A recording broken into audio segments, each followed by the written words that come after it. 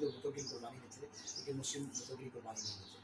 بات یہ کہ غیر قوم، پھر بھی ہم دوسری طرف جائیں تو غیر قوم ہمارے لیے غیر قوم ہے. جی ہاں، خدا کی قوم ہم کہتے ہیں، خدا کی غیر قوم اس کو اسرائیل کو جو بے شک غیر قوم نہیں کہہ سکتے، غیر قوم ہے.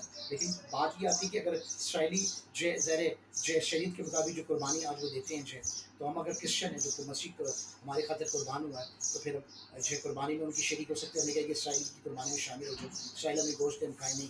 ہم اگر اس قربانی میں شامل ہو سکتے تو پھر غیر قوم قربانی میں کیسے شامل ہو سکتے.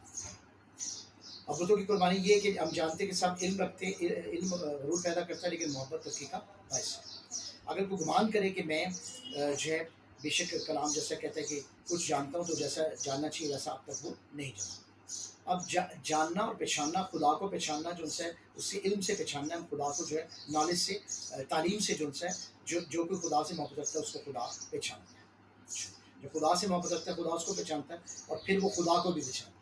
جو خدا کی پہچان رکھتا ہے تو پھر وہ اس گوشت میں سے لے کر نہیں آتا قربانی.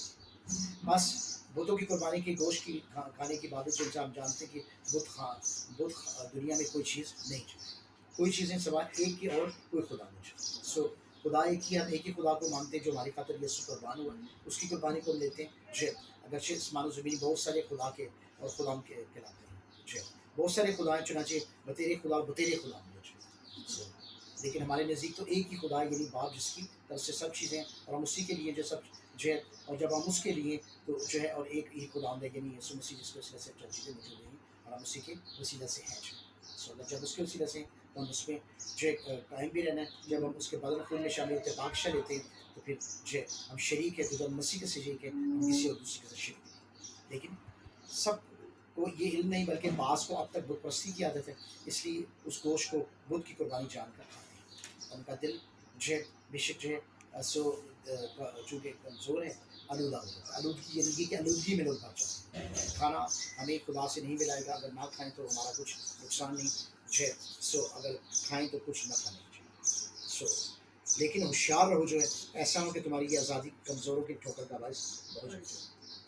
کیونکہ اگر کوئی طالب علم بتخانہ میں کھانا کھاتے دیکھے اور وہ کمزور شخص ہو تو کیا اس کا دل بتوں کی قربانی کھانے پر دلیر نہ ہو جائے؟ غرض اب تیرے علم کے سبب سے وہ کمزور شخص، یعنی وہ بھائی جس کی خاطر مسیح ہوا، ہلاک ہو جائے گا. اور تم اس طرح بھائیوں کے گناہ گار ہو کر ان کے کمزور دلوں کو گھائل کر کے مسیح کے گناہ گار ٹھہرتے ہو کہ گناہ گار ہیں جو ایسا کرتے ہیں جن کے سے ٹھوکر لگتی ہے. اس سبب سے اگر کھانا میرے بھائی کو ٹھوکر کھلائے تو میں کبھی ہرگز گوشت نہ کھاؤں گا، یعنی قربانی کا گوشت. تاکہ اپنے بھائی کے لیے